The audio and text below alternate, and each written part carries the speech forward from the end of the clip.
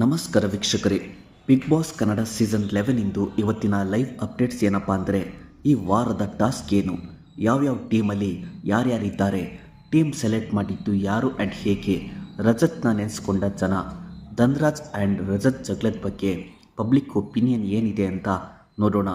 ಅದಕ್ಕೂ ಫಸ್ಟ್ ನೀವೇನಾದರೂ ಈ ಚಾನಲ್ನ ಫಸ್ಟ್ ಟೈಮ್ ನೋಡ್ತಿದ್ರೆ ಸಬ್ಸ್ಕ್ರೈಬ್ ಮಾಡಿ ಆ್ಯಂಡ್ ಇಷ್ಟ ಆದರೆ ಲೈಕ್ ಮಾಡಿ. ಈ ವಾರದ ಟಾಸ್ಕ್ ಸ್ಟಾರ್ಟ್ ಆಗಿದೆ. ಈ ವಾರದ ಟಾಸ್ಕಲ್ಲಿ ಆ್ಯಸ್ ಯೂಶುವಲ್ 2 ಟೀಮ್ ಇರುತ್ತೆ. ಒಂದು ಟೀಮ್ ಕ್ಯಾಪ್ಟನ್ ಹನುಮಂತ ಆಗಿದ್ದರೆ ಇನ್ನೊಂದು ಟೀಮ್ ಕ್ಯಾಪ್ಟನ್ ಗೌತಮಿ ಆಗಿದ್ದಾರೆ.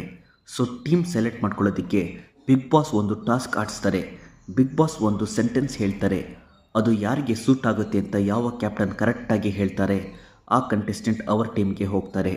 ಹನುಮಂತ ಟೀಮಲ್ಲಿ ಮೋಕ್ಷಿತಾ, ತ್ರಿವಿಕ್ರಮ್, ರಜತ್, ಐಶ್ವರ್ಯ ಆ್ಯಂಡ್ ಗೋಲ್ಡ್ ಸುರೇಶ್ ಇದ್ದಾರೆ. ಗೌತಮಿ ಟೀಮಲ್ಲಿ ಮಂಜು, ಭವ್ಯ, ಶಿಶಿರ್, ಧನ್ರಾಜ್ ಆ್ಯಂಡ್ ಚೈತ್ರ ಇದ್ದಾರೆ.